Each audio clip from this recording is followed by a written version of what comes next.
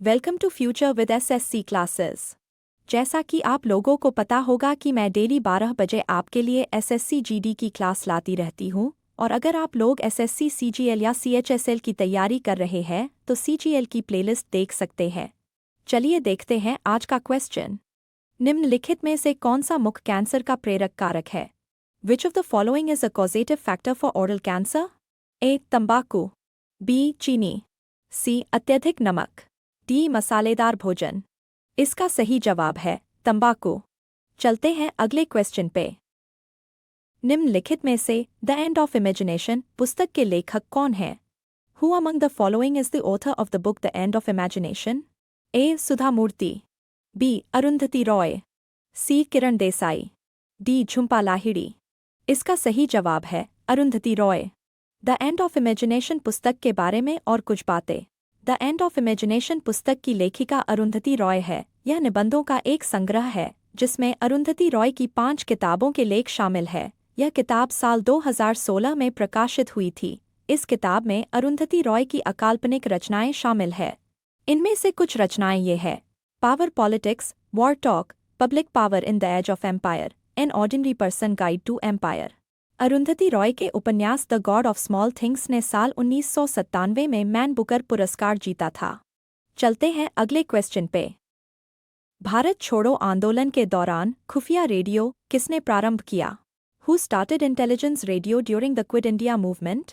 ए. Subhadra Kumari Chauhan, B. Sucheta Kripalani, C. Annie Besant, D. Usha Mehta. इसका सही जवाब है उषा मेहता। भारत छोड़ो आंदोलन के बारे में और कुछ बातें। भारत छोड़ो आंदोलन के दौरान खुफिया कांग्रेस रेडियो की शुरुआत उषा मेहता ने की थी। उषा मेहता एक भारतीय स्वतंत्रता सेनानी और कांग्रेस की प्रमुख सदस्य थी। उन्होंने 14 अगस्त 1942 को अपने सहयोगियों के साथ गुप्त कांग्रेस रेडियो की शुरुआत की थी। इस रेडियो से पहला प्रसारण भी उषा की आवाज़ में हुआ था। इस रेडियो पर महात्मा गांधी समेत देश के प्रमुख नेताओं के रिकॉर्ड किए गए संदेश बजाए जाते थे। इस रेडियो को डॉ राम मनोहर लोहिया, अच्युत पटवर्धन समेत कई प्रमुख नेताओं ने सहयोग दिया था। इस रेडियो को सरकार से बचने के लिए हर प्रसारण के बाद अपनी जगह बदलनी पड़ती थी। 3 महीने तक प्रसारण करने के बाद अंग्रेज सरकार ने उषा और उनके सहयोगियों को गिरफ्तार कर लिया था। उषा मेहता को रेडियोबेन के नाम से भी जाना जाता है। स्वतंत्रता के बाद भी उन्होंने गांधीवादी सिद्धांतों का पालन जारी रखा। साल 1998 में उन्हें पद्म विभूषण से सम्मानित किया गया। चलते हैं अगले क्वेश्चन पे। जापान की संसद ने दूसरी बार 11 नवंबर 2024 को प्रधानमंत्री किसे चुना? Who was elected prime minister by the parliament of Japan for the second time on 11 November 2024? A. Fumio Kishida, B. Yoshihide Suga, C. Yoshihiko Noda, D. Shigeru Ishiba. इसका सही जवाब है शिगेरू इशिबा।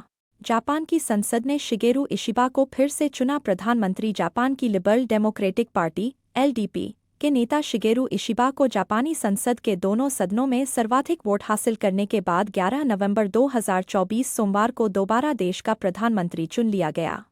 चलते हैं अगले क्वेश्चन पे। ने 1864 और 1939 के बीच ब्रिटिश भारत की ग्रीष्मकालीन राजधानी के रूप में कार्य किया। Served as the summer capital of British India between 1864 and 1939. A. Kalimpong, B. Shimla, C. Mount, D. Abu Gang. इसका सही जवाब है शिमला। शिमला ने 1864 से 1939 के बीच ब्रिटिश भारत की ग्रीष्मकालीन राजधानी के रूप में काम किया। सर जॉन लॉरेंस ने 1864 में शिमला को आधिकारिक तौर पर ब्रिटिश साम्राज्य की ग्रीष्मकालीन राजधानी घोषित किया था। शिमला हिमाचल प्रदेश का सबसे बड़ा शहर और राजधानी है। शिमला को पहाड़ों की रानी भी कहा जाता है। आज़ादी के बाद शिमला पंजाब की राजधानी बना और फिर हिमाचल प्रदेश की राजधानी बना। चलते हैं अगले क्वेश्चन पे। भूटान का कितना प्रतिशत क्षेत्र जंगलों से ढका हुआ है? What percentage of Bhutan's area is covered by forests? A. 45%, B. 61%, C. 72%, D. 84%। इसका सही जवाब है 72%। भूटान का लगभग 72% हिस्सा जंगलों से ढका हुआ है। भूटान के बारे में कुछ और बातें। भूटान एशिया में स्थित एक हिमालयी देश है। भूटान की राजधानी थिम्पू है। भूटान दुनिया का एकमात्र कार्बन नकारात्मक देश है। भूटान के संविधान के मुताबिक कम से कम 60% वन क्षेत्र को हमेशा बनाए रखा जाना चाहिए। भूटान में 800 मिलियन से ज़्यादा पेड़ पाए जाने का अनुमान है। भूटान के ऊंचे इलाकों में ज़्यादातर लोग रहते हैं। भूटान में कई घाटियां हैं, जैसे हा घाटी और पारो घाटी। भूटान के सबसे ऊंचे स्थान का नाम गंगखर पुएनसुम है। इसे दुनिया का सबसे ऊंचा बिना चढ़े पहाड़ माना जाता है। चलते हैं अगले क्वेश्चन पे। सांची कला भारत के निम्नलिखित में से किस राज्य से संबंधित है? Sanchi art is associated with which of the following states of India? A. Uttar Pradesh, B. Rajasthan, C. Paschim Bengal, D. Gujarat. इसका सही जवाब है उत्तर प्रदेश। सांची कला के बारे में और कुछ बातें। सांची कला उत्तर प्रदेश के मथुरा से जुड़ी है। सांची कला स्टेंसिलिंग की पारंपरिक कला है। यह कला 16वीं और 17वीं शताब्दी में बढ़ी थी। सांची शब्द हिंदी के शब्द संध्या से लिया गया है। सांची कला में भारतीय पौराणिक कहानियों को दर्शाया जाता है। इसमें कृष्ण की लीलाओं पर ज्यादा ध्यान दिया जाता है। सांची कला को देवी पार्वती का प्रतीक माना जाता है। श्राद्ध पक्ष में लड़कियां घर की दीवारों पर सांची बनाती है। सांची कला में कागज पर जटिल चित्र रूपांकन किए जाते हैं। सांची कला का इस्तेमाल पूजा स्थलों को सजाने के लिए किया जाता है। चलते हैं अगले क्वेश्चन पे। निम्नलिखित में से कौन तुगलक वंश का शासक नहीं था? Who among the following was not a ruler of the Tughlaq dynasty? A. Muhammad bin Tughlaq, B. Rukunuddin Tughlaq, C. Ghayasuddin Tughlaq, D. Firoz Shah Tughlaq। इसका सही जवाब है रुकुनुद्दीन तुगलक। तुगलक वंश के बारे में और कुछ बातें। तुगलक वंश के कुछ प्रमुख शासक ये रहे: गयासुद्दीन तुगलक, मुहम्मद बिन तुगलक, फिरोज शाह तुगलक। तुगलक वंश के बारे में कुछ और जानकारी। तुगलक वंश के शासकों ने 1320 से 1414 तक दिल्ली सल्तनत और भारतीय उपमहाद्वीप पर शासन किया। तुगलक वंश के शासकों ने विदेशी, आंतरिक और बाहरी नीतियों में कई बदलाव किए। तुगलक वंश के शासन का अंत अमीर तैमूर के आक्रमण के साथ हुआ। मुहम्मद बिन तुगलक ने चांदी के बजाय तांबे के सिक्के जारी किए थे। फिरोज शाह तुगलक ने इंडो इस्लामिक वास्तुकला को संरक्षण दिया।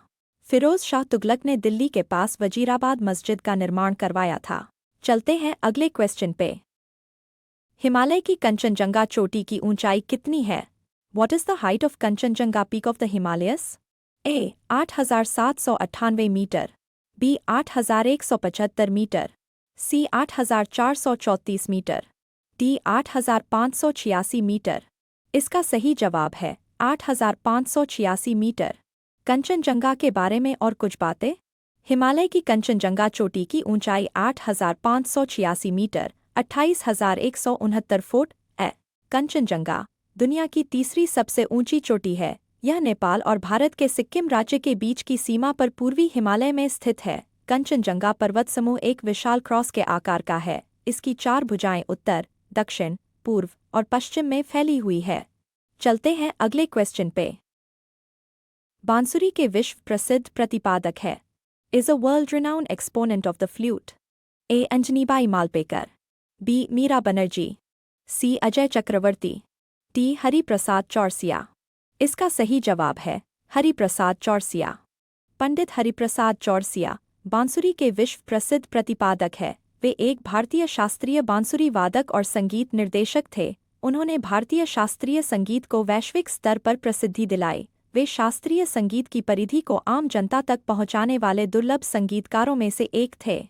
पंडित हरिप्रसाद चौरसिया के बारे में कुछ और बातें। उनका जन्म 1 जुलाई 1938 को इलाहाबाद में हुआ था। भारत सरकार ने उन्हें 1992 में पद्म भूषण और 2000 में पद्म विभूषण से सम्मानित किया था। वे हिंदुस्तानी शास्त्रीय शैली के दिग्गज थे। चलते हैं अगले क्वेश्चन पे। भांगड़ा किस राज्य का लोक नृत्य है? Bhangra is the folk dance of which state? A. Rajasthan, B. Gujarat, C. Assam, D. Punjab. इसका सही जवाब है पंजाब। भांगड़ा लोक नृत्य के बारे में और कुछ बातें। पंजाब के 2 प्रमुख लोक नृत्य हैं, भांगड़ा, गिद्धा। भांगड़ा पंजाब का लोक नृत्य है। यह पंजाब के 2 प्रमुख लोक नृत्यों में से एक है। भांगड़ा पंजाब का सबसे लोकप्रिय लोक नृत्य है। यह पुरुषों का नृत्य है। भांगड़ा की शुरुआत पाकिस्तान के पंजाब के सियालकोट क्षेत्र से हुई थी। यह नृत्य मुख्य रूप से बैसाखी के त्योहार पर किया जाता है। भांगड़ा में जोरदार किक, छलांग और झुकाव किया जाता है। इस नृत्य में बोलियां गाई जाती है और ढोल की थाप पर नृत्य किया जाता है। भांगड़ा के बारे में कुछ खास बातें। भांगड़ा पंजाब के कृषि क्षेत्रों के सिख और मुस्लिम पुरुषों द्वारा किया जाने वाला नृत्य है। यह नृत्य बैसाखी के त्योहार पर किया जाता है। बैसाखी अप्रैल से मई के बीच फसल के मौसम में आने वाला त्योहार है। पंजाब के कुछ और लोक नृत्य झूमर, सम्मी, मालवई गिद्दा, लुड्डी। चलते हैं अगले क्वेश्चन पे। मेजर ध्यानचंद की आत्मकथा है।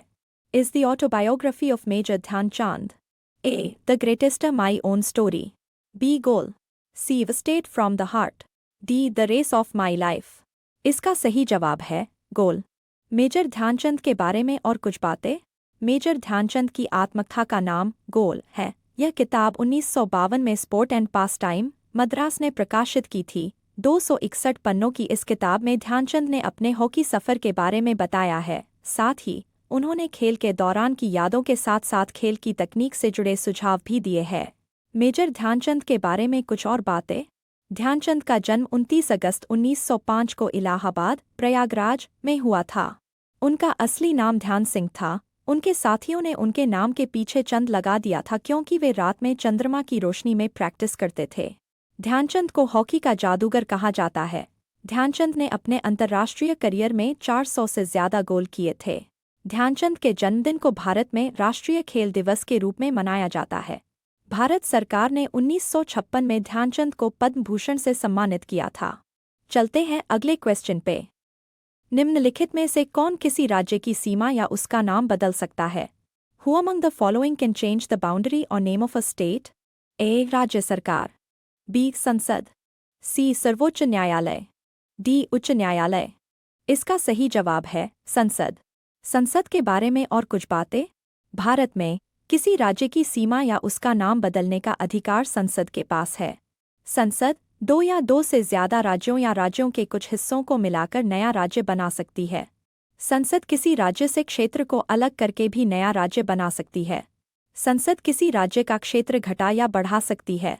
संसद किसी राज्य की सीमा को बदल सकती है। संसद किसी राज्य का नाम बदल सकती है। भारत के संविधान के अनुच्छेद 3 में संघ में नए राज्यों के गठन और मौजूदा राज्यों के नाम, सीमाओं या क्षेत्रों में बदलाव या संशोधन का वर्णन है। चलते हैं अगले क्वेश्चन पे। ईसा मसीह के जन्मदिन के रूप में मनाया जाने वाला त्योहार है। The festival celebrated as the birthday of Jesus Christ. A Christmas, B Easter, C Good Friday, D Palm Sunday. इसका सही जवाब है क्रिसमस। क्रिसमस के बारे में और कुछ बातें। क्रिसमस हर साल 25 दिसंबर को मनाया जाता है और ईसा मसीह के जन्मदिन की याद में मनाया जाता है। क्रिसमस, जिसे ईसा मसीह का पर्व भी कहा जाता है। चलते हैं अगले क्वेश्चन पे। एशियाई कुश्ती चैंपियनशिप 2024 में भारत ने कितने पदक जीते? How many medals did India win in Asian wrestling championship 2024? A 12, B 9, C 11, D 16। इसका सही जवाब है 9। एशियाई कुश्ती चैंपियनशिप 2024 के बारे में और कुछ बातें। भारतीय पहलवानों ने किर्गिस्तान के बिश्केक में मंगलवार को एशियाई कुश्ती चैंपियनशिप 2024 का समापन 9 पदकों के साथ किया, जिसमें 4 रजत और 5 कांस्य पदक शामिल रहे। चलते हैं अगले क्वेश्चन पे। केंद्रीय मंत्रिपरिषद के मंत्री की नियुक्ति कौन करता है?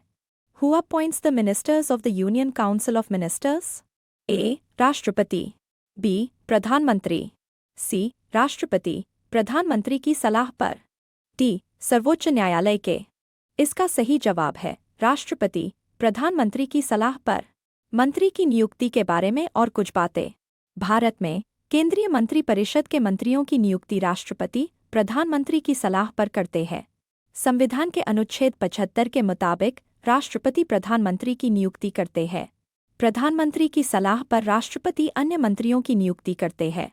मंत्रिपरिषद राष्ट्रपति को उनके कामों में सहायता और सलाह देती है। मंत्रिपरिषद को कैबिनेट भी कहा जाता है।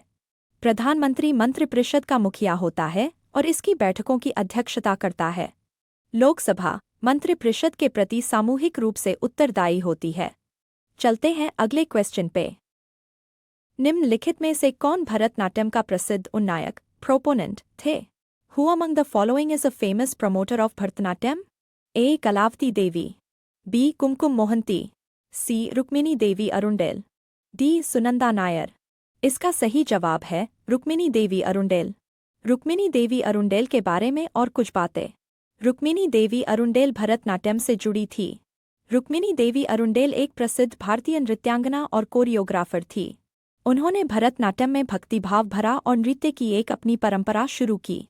उन्हें कला के क्षेत्र में 1956 में पद्म भूषण से सम्मानित किया गया था। उन्हें 1967 में संगीत नाटक अकादमी फेलोशिप से सम्मानित किया गया था। रुक्मिणी देवी राज्यसभा के लिए नामांकित पहली महिला थी। चलते हैं अगले क्वेश्चन पे। 2011 की जनगणना के अनुसार निम्नलिखित में से किस धर्म की जनसंख्या सबसे कम है? According to the 2011 census, which of the following religions has the least population? A. Sikh धर्म, B. बौद्ध धर्म, C. जैन धर्म, D. ईसाई धर्म। इसका सही जवाब है जैन धर्म। 2011 की जनगणना के बारे में और कुछ बातें। 2011 की जनगणना के मुताबिक भारत में जैन धर्म की आबादी सबसे कम थी।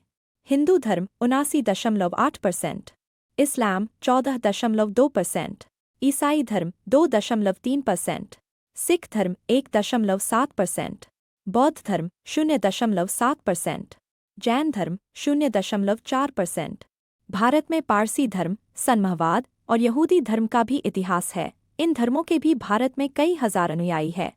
2011 की जनगणना के बारे में कुछ और बातें। यह भारत की 15वीं जनगणना थी। यह जनगणना 2 चरणों में आयोजित की गई थी। अगस्त 2011 में जनगणना के आंकड़े जारी किए गए थे। जनगणना में 2,870,000 लोगों ने कोई धर्म नहीं बताया था। चलते हैं अगले क्वेश्चन पे। 1824 में जेम्स प्रिंसेप ने भारत के किस शहर में जनगणना की थी? In which city of India did James Prinsep conduct a census in 1824? A. Bombay, B. Banaras, C. Allahabad, D. Calcutta. इसका सही जवाब है इलाहाबाद। जेम्स प्रिंसेप ने साल 1824 में इलाहाबाद में जनगणना करवाई थी। इसके अलावा साल 1827-28 में उन्होंने बनारस में भी जनगणना करवाई थी। James Prinsep east India company में एक अधिकारी थे। उन्होंने साल 1838 में सबसे पहले ब्राह्मी और खरोष्ठी लिपियों को पढ़ने में सफलता हासिल की थी। चलते हैं अगले क्वेश्चन पे। हिल पैलेस संग्रहालय में स्थित है। Hill Palace Museum is located in A. Kerala, B. Karnataka, C. Himachal Pradesh, D. Jammu और कश्मीर। इसका सही जवाब है केरल। हिल पैलेस संग्रहालय के बारे में और कुछ बातें। हिल पैलेस संग्रहालय केरल के एर्नाकुलम जिले के त्रिपुनिथुरा में स्थित है। हिल पैलेस संग्रहालय कोचीन महाराजा का प्रशासनिक केंद्र और आधिकारिक निवास था। अब यह केरल राज्य पुरातत्व विभाग के संरक्षण में है और जनता के लिए खुला है। यहाँ क्षेत्र की समृद्ध विरासत को समझा जा सकता है। परिसर में दुर्लभ औषधीय पौधों का संग्रह भी है। चलते हैं अगले क्वेश्चन पे। चाय और कॉफी भारत में किस श्रेणी की फसल के अंतर्गत आते हैं? T and coffee come under which category of crops in India? A. नकदी फसल, B. खाद्य फसलें, C. रोपण फसलें, D. बागवानी फसलें। इसका सही जवाब है बागान फसल और नकदी फसल। चाय और कॉफी भारत में बागान फसल और नकदी फसल के अंतर्गत आती है।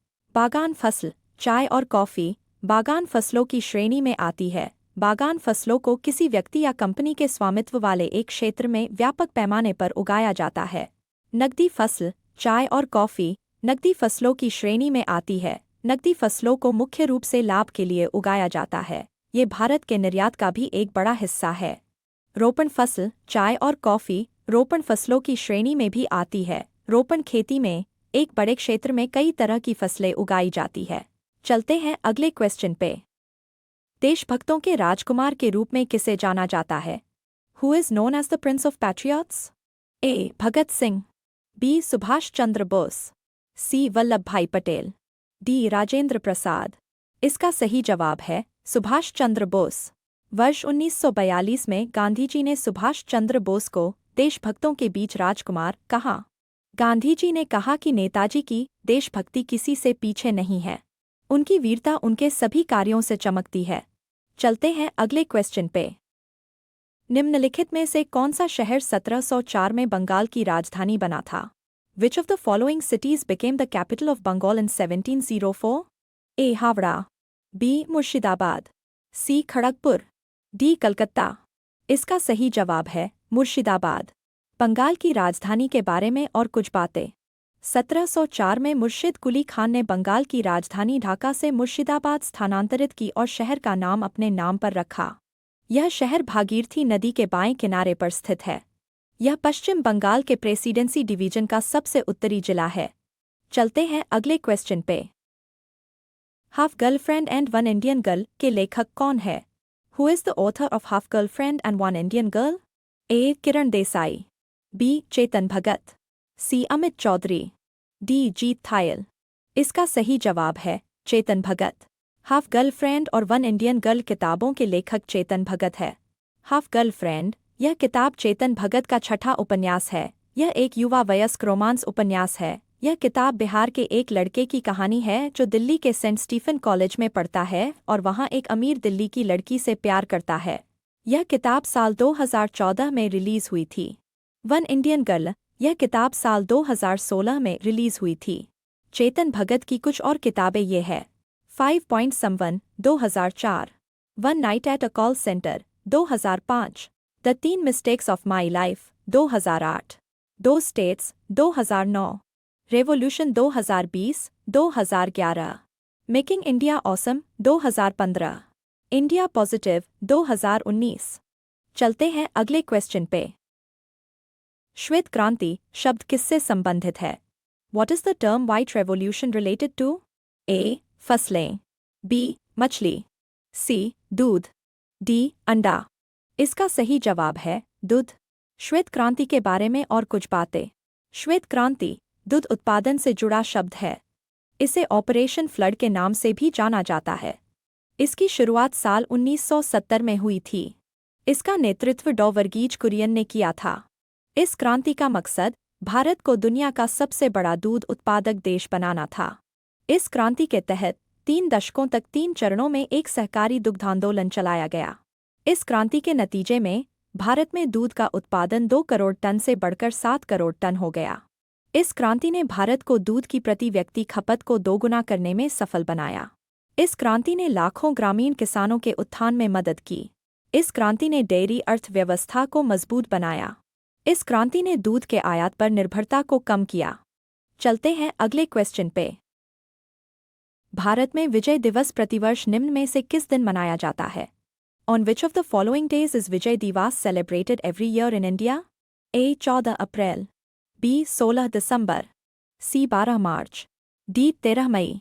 इसका सही जवाब है 16 दिसंबर। भारत में विजय दिवस हर साल 16 दिसंबर को मनाया जाता है। यह दिन भारत और पाकिस्तान के बीच हुए युद्ध में भारत की जीत को याद करने के लिए मनाया जाता है। इस युद्ध में भारत ने पाकिस्तान को हराकर बांग्लादेश के निर्माण का रास्ता बनाया था। विजय दिवस से जुड़ी कुछ खास बातें। भारत पाकिस्तान युद्ध 3 दिसंबर 1971 को शुरू हुआ था और 13 दिनों तक चला था। 16 दिसंबर 1971 को पाकिस्तान ने भारत के सामने आत्मसमर्पण कर दिया था। इस युद्ध में पाकिस्तान की सेना ने करीब 93,000 सैनिकों के साथ आत्मसमर्पण किया था। इस युद्ध के बाद भारत एक क्षेत्रीय शक्ति के रूप में उभरा था। 16 दिसंबर की शाम को जनरल नियाज़ी ने आत्मसमर्पण के कागजों पर हस्ताक्षर किए थे। चलते हैं अगले क्वेश्चन पे। भारत में कौन सी नदी भ्रंश घाटी से होकर बहती है? Which river in India flows through a rift valley? A. Periyar नदी, B. नर्मदा नदी, C. पेनगंगा नदी, D. सोनभद्र नदी। इसका सही जवाब है नर्मदा नदी। नर्मदा नदी के बारे में और कुछ बातें। नर्मदा यह नदी सतपुड़ा और विंध्य पर्वतमाला के बीच पश्चिम की ओर बहती है। इसका उद्गम अमरकंटक पठार के पश्चिमी किनारे पर होता है। चलते हैं अगले क्वेश्चन पे। मेघालय की किन पहाड़ियों में सबसे अधिक वर्षा होती है? Which hills of Meghalaya receive the most rainfall?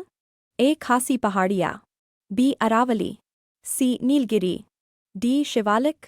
इसका सही जवाब है खासी पहाड़ियों।